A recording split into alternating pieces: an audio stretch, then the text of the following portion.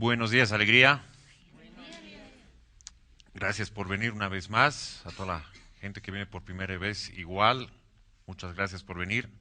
Espero que sea de su agrado y que pueda serles útil esta charlita, en este caso de Arpas 3. Y hoy conversaremos del capítulo 3, que es En los bosques de Iturea, en la página 1189. Este capítulo si continúa Yahshua en su camino hacia Damasco, y en ese camino hacia Damasco pasa por varios lugares, y justamente uno de los lugares por los que pasa Yahshua son los bosques de Iturea. Y en estos bosques, con los lugareños, con leñadores, hachadores que estaban ahí, Yahshua no perdió el tiempo, como decimos, para seguir llevando su luz, para seguir llevando la palabra a todos los que se cruzaban en su camino. Bueno, en estos bosques se quedan a pasar la noche, justamente. ¿Y qué es lo interesante de esto? Que, por ejemplo, ¿cómo llamaba la atención? En la página 190, arriba, dice: como los hachadores se dieron cuenta de la diferencia respetuosa con que ambos hermanos trataban a Yahshua y a su tío, uno de ellos preguntó qué personajes eran aquellos. La belleza física del maestro, y más que todo, su intensa irradiación de bondad y de superioridad a la vez, llamaba grandemente la atención de todos los que se le acercaban aún sin conocerle. La imagen del Maestro Jesús, como que tenemos una imagen estándar en las estampitas, en los pósters, en los dibujos, en revistas. Los actores como que son parecidos, uno que otro pelo más oscuro, otro más claro. Pero de todos los actores que he visto, digo, bueno, ya este actor sí parece el estándar que nos han dicho que es Jesús, ¿no? De la barba, el pelo largo. Y entrando simplemente en el conocimiento de aquel ser al cual nosotros seguimos su religión, o la religión que habla de este ser y que nosotros seguimos, alguna vez me he puesto a pensar detalladamente, y Arpas más de una vez me lo recuerda, cómo era el maestro físicamente. Inclusive no faltó por ahí un escrito apócrifo que decía que Yahshua era pequeñito y de pelo oscuro. Inclusive, no sé si serían afanes protagónicos o no, pero la mayoría coincide que era de tez clara y de cabello claro también. Y de todas las representaciones que se han hecho, en las películas especialmente, siempre he visto como que una cara, han buscado los de casting, una cara bondadosa y igual, ¿no? El maquillaje, el pelo largo y todo ello. Pero nunca he escuchado una referencia que físicamente el maestro era hermoso. Más allá de la irradiación de bondad y esa alta vibración que manejaba el maestro, que era motivo por demás suficiente para que llame mucho la atención. Si por algún momento nosotros imagináramos, si vemos en el día a día, cuando una persona nos llama la atención, especialmente si es del sexo opuesto, no te olvidas, pues, ¿no? Empiezan pequeños suspiros, empiezas a chequearlo inmediatamente o a chequearlo inmediatamente, te muerdes los labios, empiezas a gruñir inclusive. Y todo porque te ha llamado la atención y tal vez no necesariamente sea una persona bellísima o hermosísima. La descripción que hace Arpas Eternas del Maestro Jesús es que era bastante alto, bello físicamente, como les decía, y encima irradiando una bondad y un amor tremendo, sobrenatural, que hacía que la gente se quede inclusive como sobrecogida al ver al maestro, y mucho más al escucharlo, y mucho más al recibir su curación, al recibir las bondades del maestro. Y la otra vez yo hablaba, recordando el programa de física cuántica, cuando alguna vez yo mencionaba que que decíamos que cuando los péptidos ingresan en las células y, por ejemplo, estas dejan de producir elastina y esto derriba en las arruguitas y en las patas de gallo, por ejemplo, en las personas. Yo decía, Jesús, 33 años, dudo que haya tenido patas de gallo o la más mínima arruga, y era exclusivamente por su origen tan divino, tan poderoso, tan grande, que físicamente no dudo que haya sido perfecto en todo el sentido de la palabra. Una piel lozana, muy suave, ojos profundos. Me imagino para que realmente sea la atención de toda la gente y que sin embargo eso no ha sido reflejado en el caso mío en mi historia religiosa. Simplemente era un barboncito, pelito largo, barba, alguna referencia visual por ahí que todas eran similares, pero nunca era algo que me llamaba profundamente la atención. Porque si agarras, jugando un poco, la estatuita de Jesús con la estatuita de José y le cambias de manto, son idénticos. Hasta esa diferencia no la encuentras, ¿ya? Es por eso que he querido citar esta página donde habla sobre la belleza física de Jesús. Pero quiero saltar a la página 1191, más abajo de la mitad. Hay una parte súper interesante que, si bien acá el libro habla de que esto sucedió hace como 2000 años, creo que sigue sucediendo día a día en la actualidad. Dice, casi todos los hachadores eran fenicios y sirios, los otros eran algunos gaulonitas y solo 3 galileos de Ecdipa, en la costa del mar. Entre todos eran 26. Cuando la luna se levantó como un fanal de plata, los fenicios se pusieron de pie y luego de hacer al astro nocturno una gran reverencia, o salema, como diría un árabe, se encaminaron hacia una prominencia de montaña, llevando una de las antorchas, haces de rama de terebinto y un saquito de resinas olorosas mezcladas con frutas secas. Cada loco con su tema, dijo el viejo padrón de la cuadrilla. Asomando su resplandeciente Astarte, suben ellos a su altar en lo alto de aquel peñón para quemar algo de lo que les puede servir de alimento. ¿No les bastaría acaso decirle una oración? ¿Qué le hacen a esa hermosa luna en creciente unos higos, uvas secas y nueces quemadas sobre su altar? ¿Acaso ella se ocupa de sus devotos? Varios de ellos tienen desgracia en sus familias y ya les veis abrumados de tristeza, mientras Astarte sigue flotando con majestad de reina en su mar azul. Yo no creo en nada sino en lo que está al alcance de mi esfuerzo y de mi capacidad. El trabajo honrado que nos da el pan, ese es el mejor Dios. Razonas bien, anciano, dijo Yasua, pero es innato en el hombre el buscar algo superior que pueda servirle de protección y de amparo. En tal búsqueda es verdad que el hombre se equivoca de elección y a veces toma como a un ser superior lo que sólo es una obra, una manifestación del supremo creador de todo cuanto existe. Siendo él una potencia, una fuerza invisible a nuestros ojos, el hombre cree encontrarlo en lo que más llama su atención. Dos cosas me llaman mucho de estas palabras, y es la que, bueno, uno, la veneración a Astarte, a la luna, número uno. Dos, que si bien este anciano dice, yo creo en el trabajo honrado que nos da el pan, ese es el mejor Dios, y Yahshua le contesta diciéndole, razonas bien, anciano. No le dice, eso es pecado, te vas a ir a tal lugar. En ningún momento. Y este tipo de respuestas del esto es pecado, esto es una herejía y todo ello, creo que definitivamente no es otra cosa que el resultado de el ser humano absolutamente.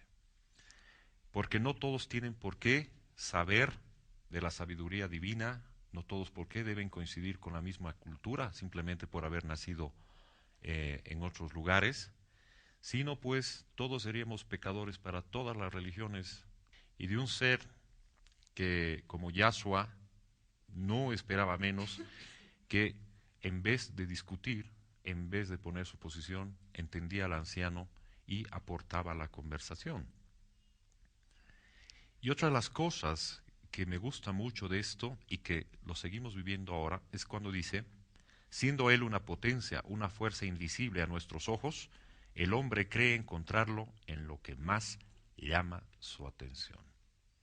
Y esto lo vemos día a día, religión tras religión, e inclusive en nuestra propia realidad cuando nosotros buscamos algo visual de que aferrarnos, sea lo que fuere, desde una estampita hasta un amuleto, hasta inclusive uno mismo se inventa cosas, ¿no? Desde tiritas en la mano hasta, no sé, pues una forma de sentirse seguro de que algo va a suceder. Entonces, cuando por ejemplo, supongamos que esto es, qué sé yo, o sea, no dudo que, por ejemplo, esta es una piedrita por la que ha pasado la sandalia del amado maestro, ¿ya? No dudo que haya dejado su energía y no dudo que tenga su importancia, pero que a esto le tengas más fe que al Padre mismo, creo que ahí ya tenemos problemas. Y eso es algo que nos ocurre constantemente. Y creo también que debemos diferenciar y discernir cuando, especialmente para quienes están en un periodo de búsqueda de su espiritualidad y todavía se sienten inclusive culpables por tomar líneas distintas o por entrar en esa etapa de confusión donde decían, oye, pero en mi religión dicen que esto es pecado, que no está bien hacerlo, etcétera, etcétera. Volviendo a este tema de las figuras, de las esfinges, de las, digo, de las, ¿cómo es? De las estatuitas y todo ello, de las estampitas.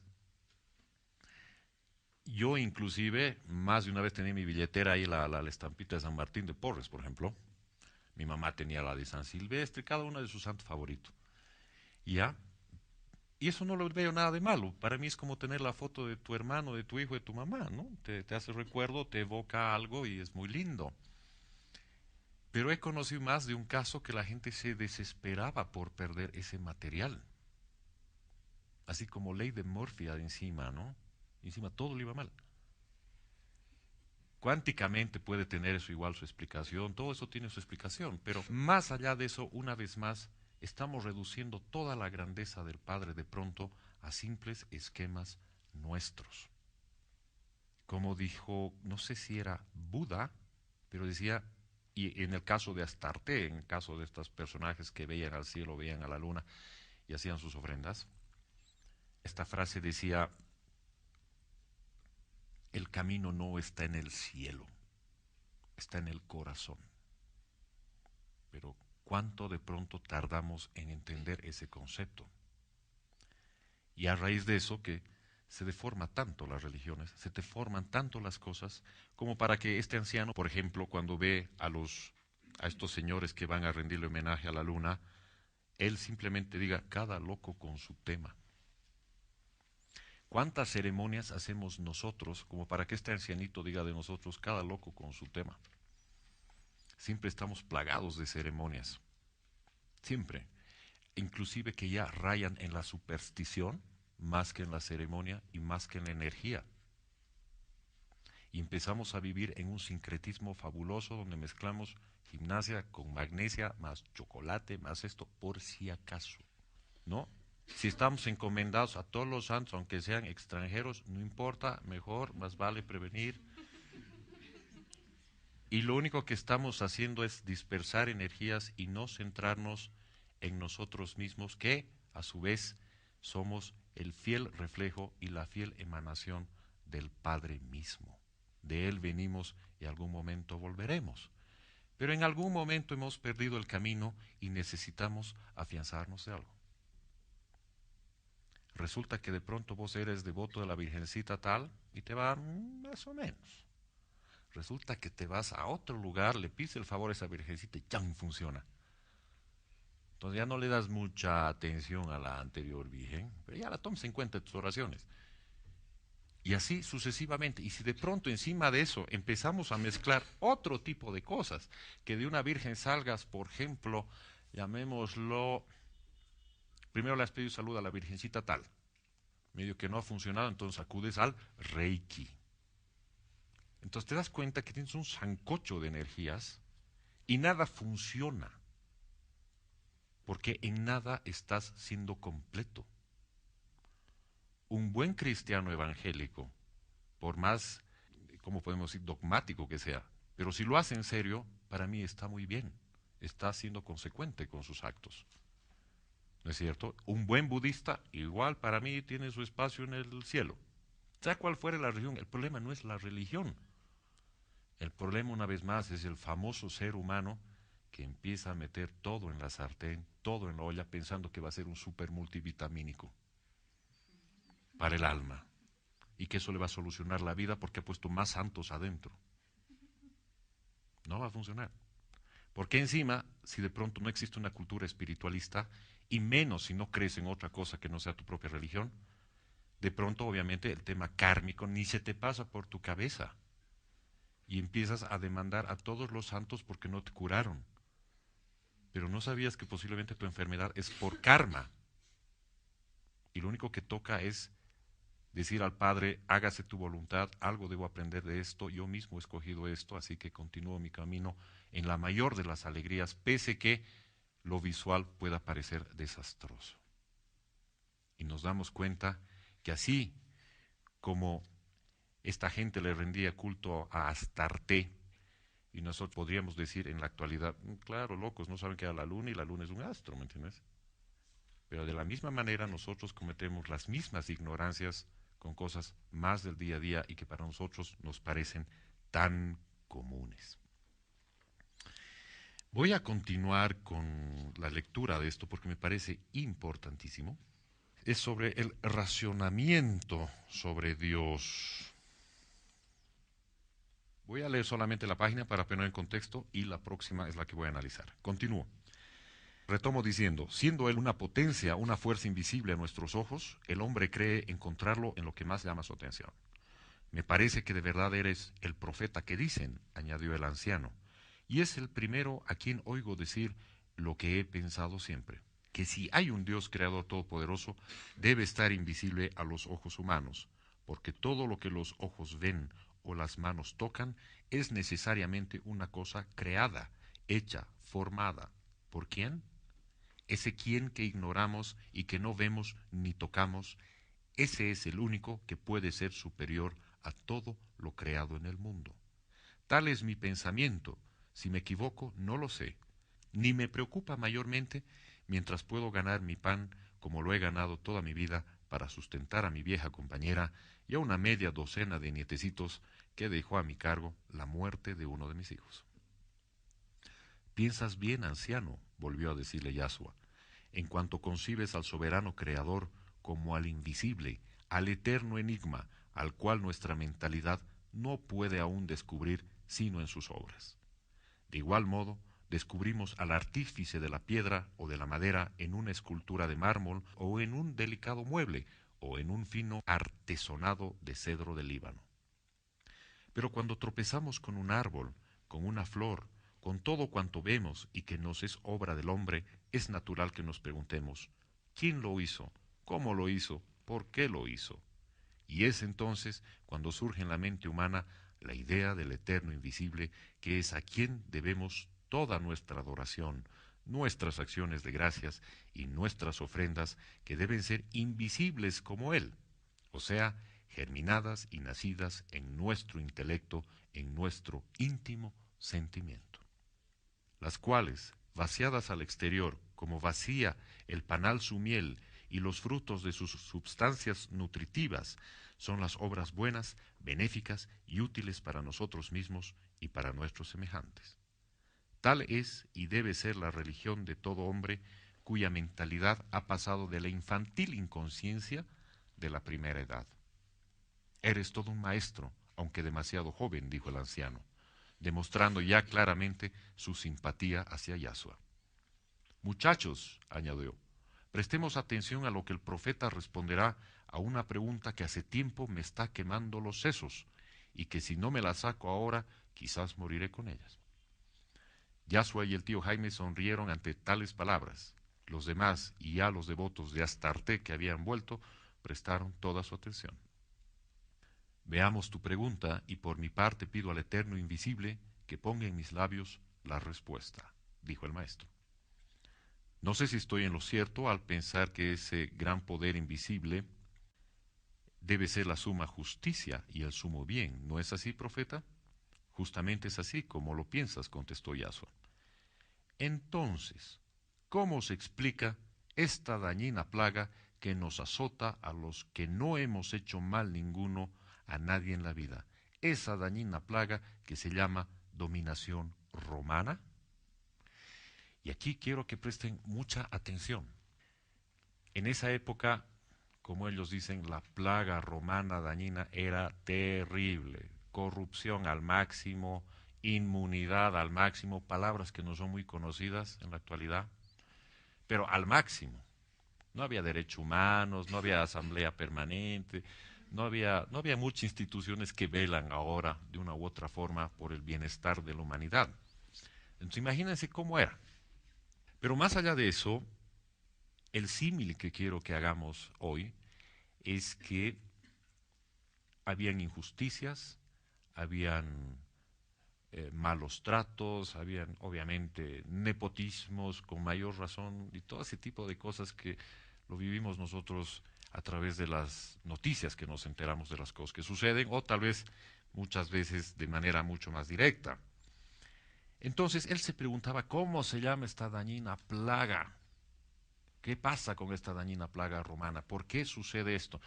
En sus mentes, sin aludir a nadie, pregúntense, ¿quién creen, según ustedes, que puede ser una plaga para nosotros en la humanidad actual? ¿Qué país, qué ciudad, qué gente puede ser una plaga para nosotros y por qué nosotros estamos viviendo en esa plaga a nivel mundial? ¿Ok? ¿Ya han hecho la visualización? Esas sonrisitas. Ok. Ahora escuchen la respuesta de Yahshua. Ok. ¿Dónde estoy? Ya, dice. Continúa el anciano diciendo, yo no he quitado a nadie lo suyo, ni me he metido en la casa ajena para robar y tiranizar a sus dueños. Esto suena a bien dictadura. Y como yo, la mayoría de los pacíficos y honrados habitantes de la Galilea, donde vivo desde muchacho, aunque soy originario de Pafos en Chipre, y esto es solo una parte de la injusticia y del mal que predomina en todas partes. Si el poder invisible es suma justicia y sumo bien, ¿por qué existe el mal y la injusticia? ¿Por qué el crimen, el robo, la usurpación, la violencia? Parece actual la pregunta. La tierra, el mar y el trabajo pueden dar al hombre cuanto necesita para su vida. ¿Soy razonable, sí o no, dímelo, profeta, porque no quiero que la muerte eche tierra en mis ojos sin aclarar este asunto? Razonas bien a la luz de los conocimientos que tienes, buen anciano, y desde tu punto de vista no puedes razonar de otra forma, le contestó el maestro, y añadió aún, cuando las observaciones que tienes hechas te producen tal inquietud, es señal de que ha llegado para ti la hora de mirar desde otro punto de vista este maravilloso engranaje de la vida eterna del alma humano. Salto a la parte donde dice, en la página 1194, dice, ¿cómo han de corregirse y pulirse esas enormes monstruosidades? Todo lo que ya hemos mencionado. De la misma manera que un padre corrige a sus hijos en la primera edad, no dándoles todas las satisfacciones a sus desordenados deseos, sino privándoles de los medios de satisfacerlos, aunque sea a costa de sufrimientos, protestas y rebeldías.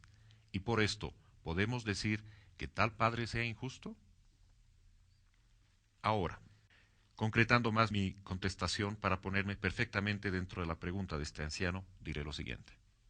Primero, los sufrimientos de nuestro pueblo de Israel soportando la dominación extranjera. Hay un antiguo proverbio que dice, lo que siembras, eso recoges. No sé si vosotros que me escucháis conoceréis la historia del pueblo hebreo, cuyo tronco originario es el patriarca Abraham, hombre justo, ecuánime y sincero adorador del Dios invisible.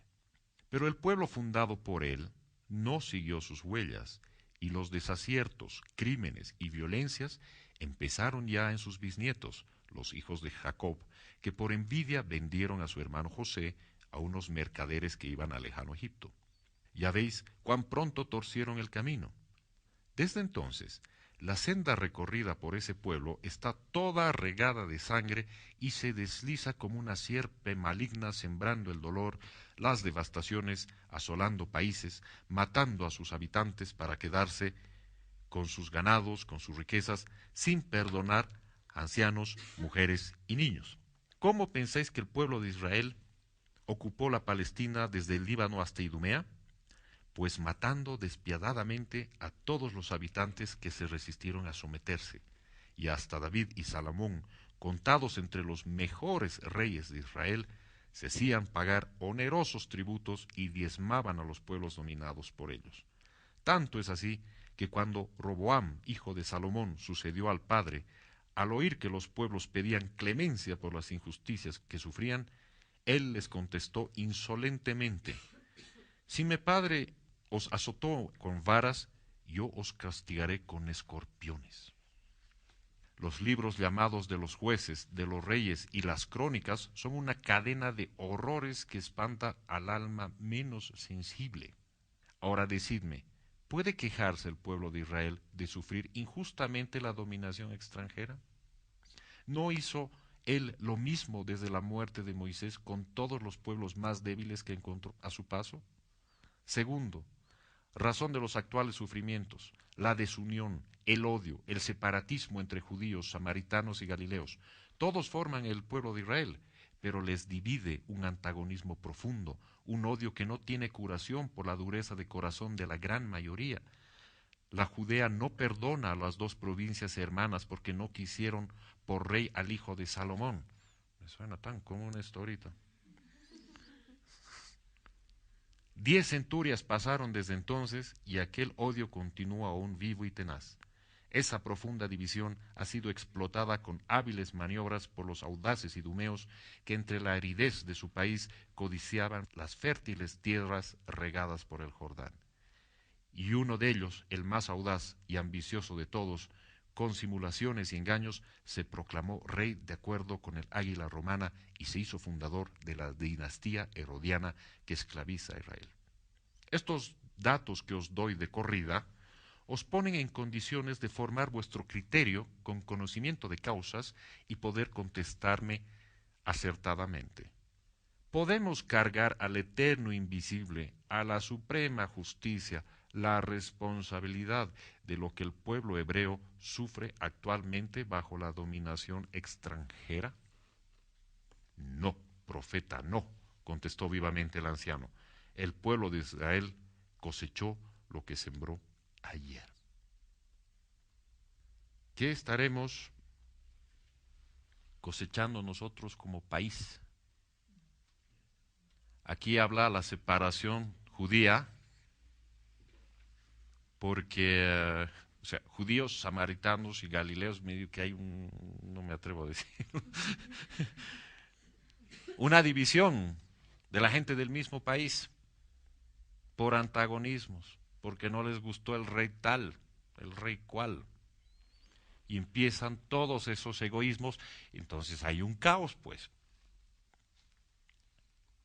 Y uno dice injusticia de Dios, o sea, como si Dios hubiera hecho la huelga, el bloqueo, la ley, la dictadura, lo que fuere. Sembramos, cosechamos lo que sembramos. Dice, si ahora apagamos imprudentemente las hogueras y las antorchas que nos defienden de las fieras, ¿podremos con justicia quejarnos si nos vemos acometidos por ellas? Así de simple. Oh profeta, exclamó el anciano, página 1196. ¿Qué antorcha viva es tu palabra que alumbra las profundidades del corazón humano? ¿Qué Dios es el tuyo? ¿Qué religión es la tuya que lleva al conocimiento del misterio de la vida sin esfuerzo ninguno? Mi Dios es el eterno invisible que no veo, pero que siento en todo cuanto vive, en todos los mundos que ruedan como globos de luz por la inmensidad, contestó Yahshua. Y mi religión se reduce a amar a todos mis semejantes tanto como me amo a mí mismo, lo cual me obliga a hacerles todo el bien que me sea posible, aun cuando el cumplimiento de este deber llegara a costarme la vida. Astarte, ¿qué es para ti, profeta?, preguntó uno de los fenicios, señalando al astro nocturno que vertía su claridad azulada sobre las negruras de los cerros y de la selva. Vuestra Astarte, que besa con amor las flores de la noche y los lagos dormidos, es un astro vinculado a nuestra tierra por poderosas leyes de la atracción. Es un astro benéfico que ejerce influencia en los cuerpos orgánicos de hombres y animales, en la germinación y vida de las especies vegetales y en los profundos dominios del mar. Tal influencia ejerce, así le deis vuestra adoración y vuestras ofrendas, como se las neguéis, porque Astarte obedece a las leyes eternas del Supremo Creador de los mundos, y es una fiel vecina de nuestra tierra, en torno de la cual gira desde que la nebulosa madre de nuestro sistema planetario dio luz a sus globos radiantes que lo forman. A veces Astarte se enfada sin motivo y ahoga antes de nacer a los frutos de nuestros huertos, añadió otro fenicio adorador del astro nocturno. No temáis, dijo el maestro, Astarte ni se enfada ni se complace, sino que vosotros no aprovecháis la buena influencia de que el supremo poder le ha dotado. Si hacéis la poda de vuestros árboles florales y frutales en luna llena, ellos rendirán de seguro el 100 por 1. Si troncháis vuestros bosques en luna menguante, las maderas se secarán más pronto, y los artesonados, puertas y muebles que hagáis con ellas no serán roídos por la polilla. Hasta en la médula de los huesos, en los cuerpos de hombres y animales, penetra la influencia lunar, como lo tienen observado y comprobado nuestros terapeutas al curar huesos fracturados en distintas fases de la luna. Más de uno nos estamos enterando de esto, yo creo. Pero así como dice que Astarte obedece a las leyes eternas del Supremo Creador de los mundos, le des o le neguéis tu adoración, volvamos al ejemplo nuestro y cotidiano. Si nosotros a qué le estamos rindiendo o a quién le estamos haciendo un pedido de desesperación.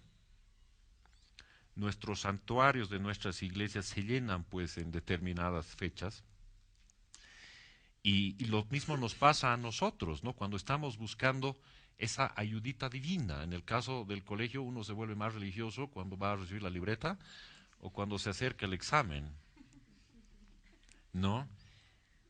Pero inclusive esa oración de pedirle a la Virgencita o al Padre que te ayude a no aplazarte en tu examen,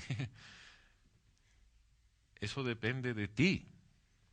Y las cosas que no dependen de ti, pues son cosas que obedecen a las leyes eternas del Supremo Creador de los mundos, y uno encima se osa a tratar de cambiar, inclusive mucha gente con métodos un poco más agresivos, cuando ya empiezan a usar cierto tipo de energías y ciertas fumadas poderosas para forzar ciertas situaciones.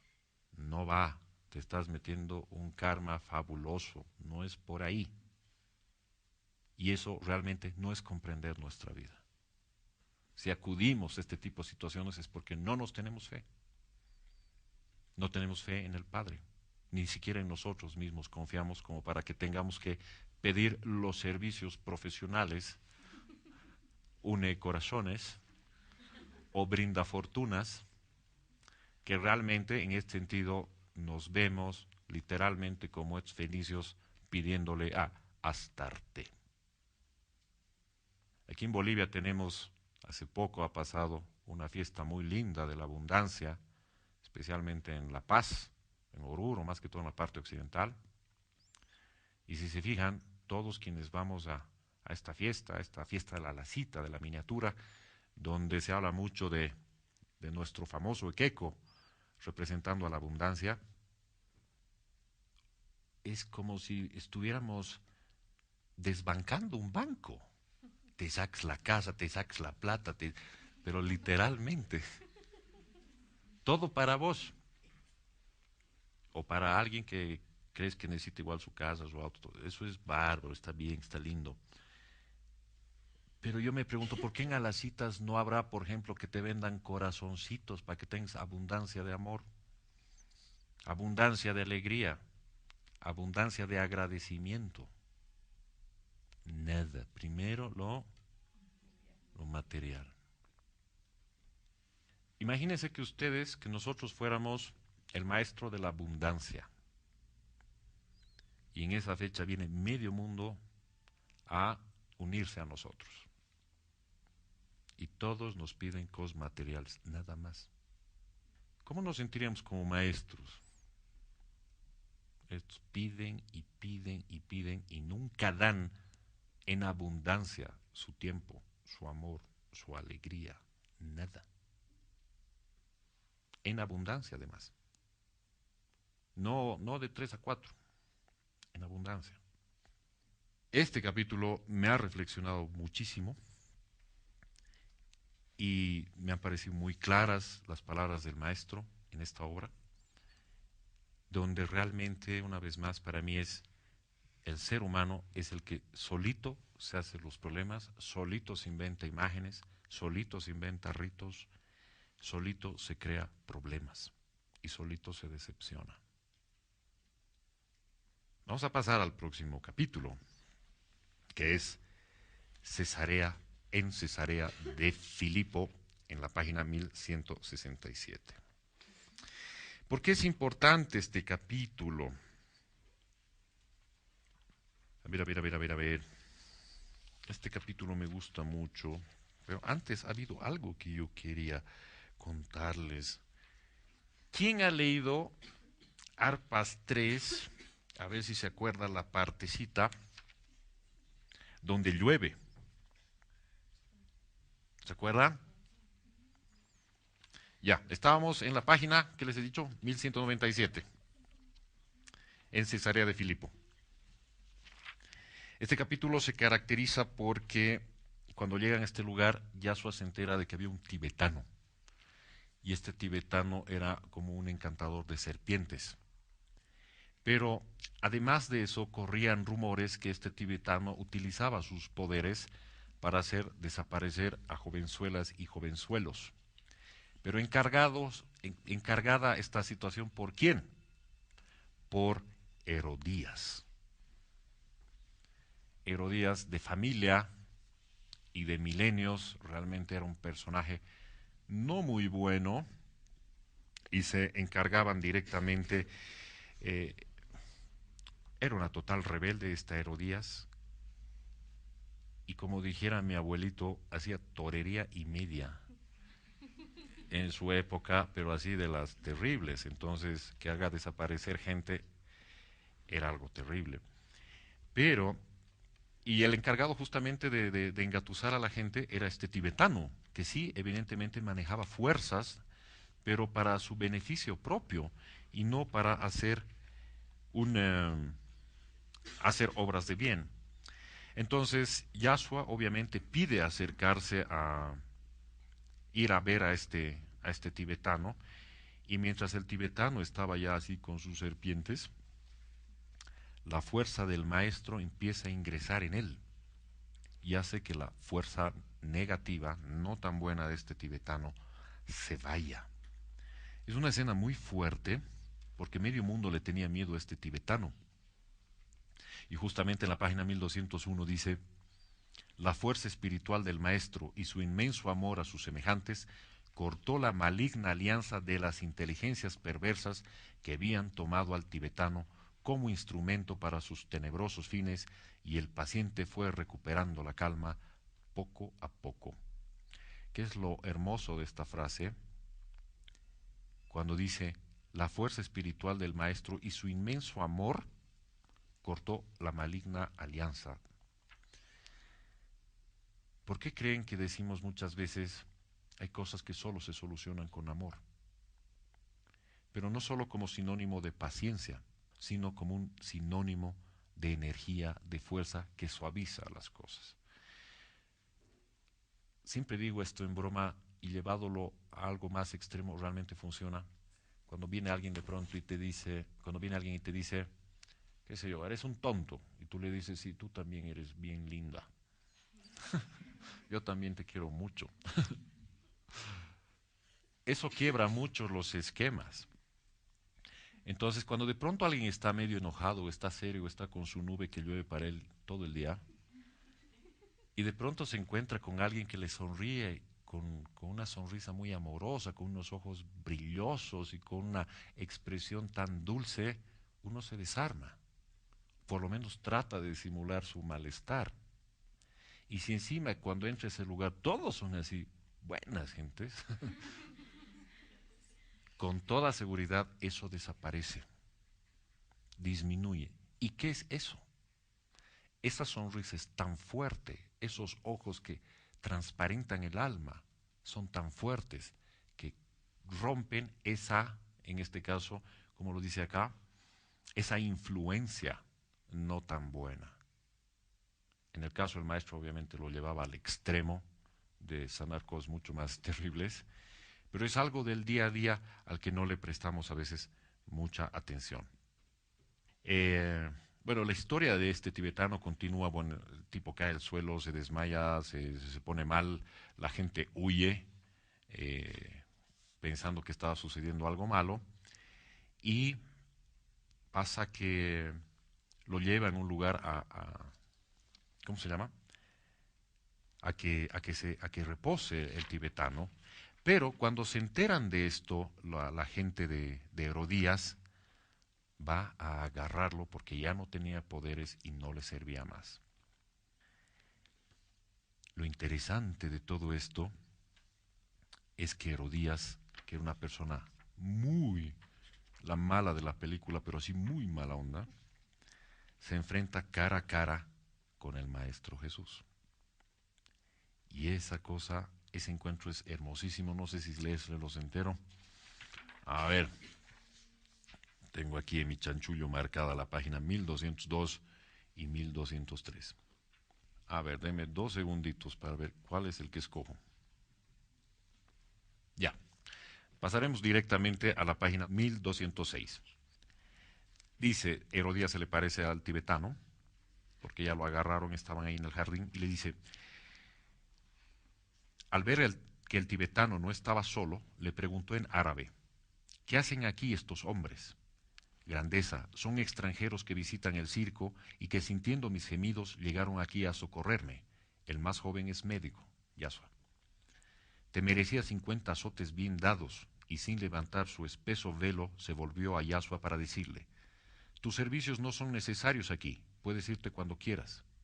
Grandeza, volvió a decir el mago, desde que he perdido mis princesas y con ellas todo mi poder, las princesas son las serpientes, de nada puedo servirte y este médico piadoso carga con mis huesos que pronto irán a mezclarse con las raíces de la tierra. Señor, no olvides tu promesa, clamó de nuevo, hablándole a Yasua. No la olvido, te espero fuera del circo, y seguido de sus acompañantes atravesó Yasua la puerta de la cuadra. ¡Qué hermoso es ese hombre!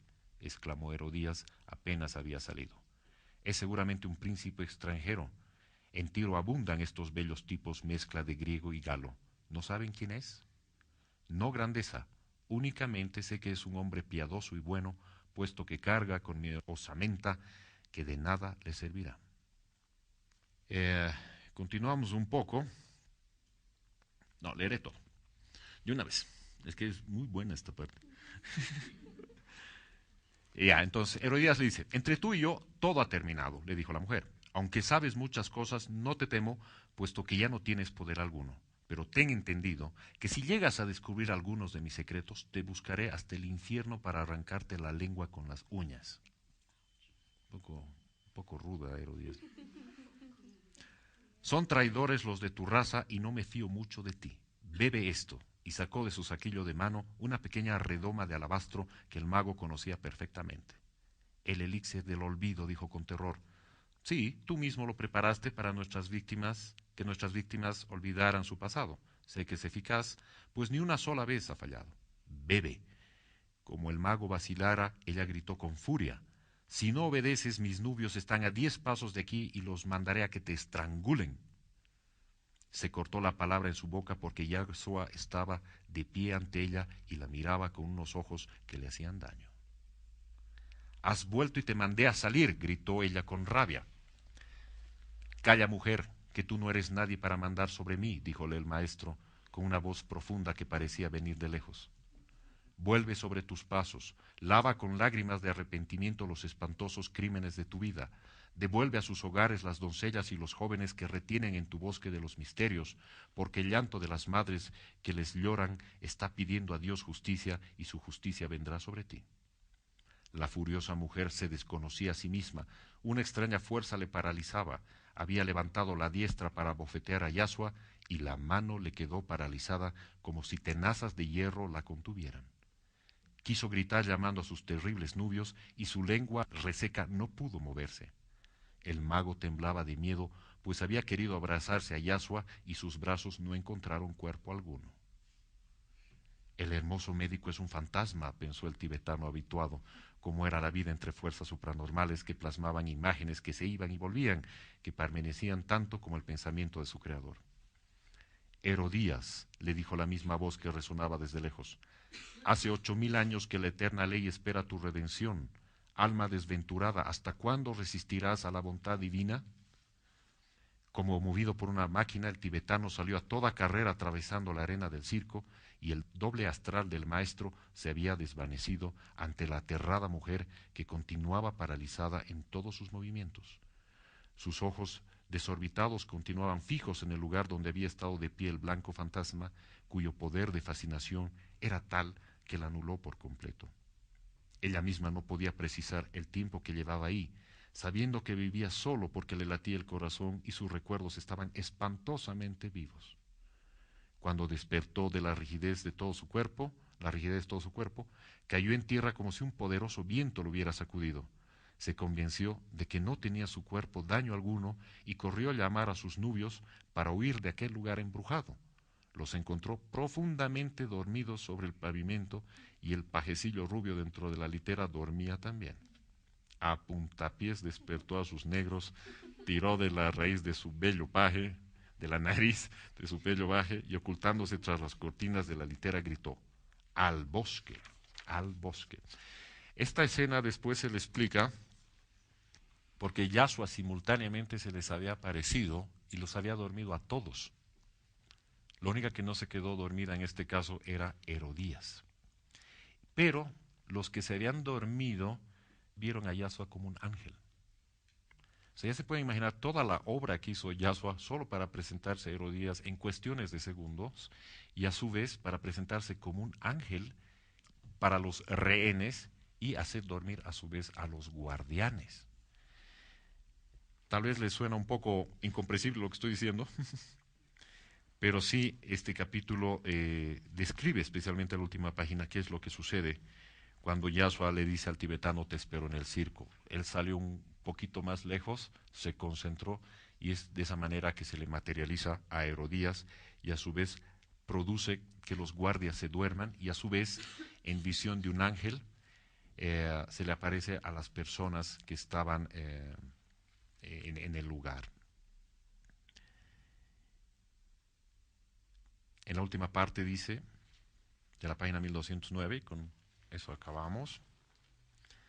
2 días después el maestro emprendía nuevamente su viaje, no sin antes haber destruido de raíz ciertas recelosas divisiones que existían entre los dirigentes de la Santa Alianza en Cesarea de Filipo. Los unos decían responder a Nicolás de Damasco, los otros al príncipe Judá o a Simónides o a los terapeutas venidos del Monte Hermón.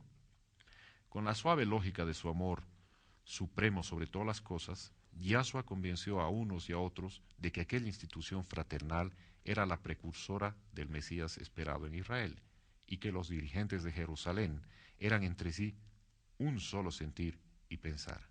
Y siendo todos los dirigentes de Cesarea hombres jóvenes y sin mayores conocimientos en la orden espiritual, les reunió en la sinagoga de Nabat y quedó establecido que él, con su buen discernimiento y prudencia, sería consejero de la vehemente juventud que se le derramaba con entusiasmo la buena semilla. Quiero que aprendáis, consejero de la vehemente juventud que se a otros, les dijo a despedirse, porque sin amor ninguna alianza es santa. Qué simple, qué belleza y qué profundidad, cómo soluciona algo de una división, de una separación normalmente hecha por la mente, porque unos pensaban que uno tenía la razón y el otro también, y por eso había separación en la misma Santa Alianza.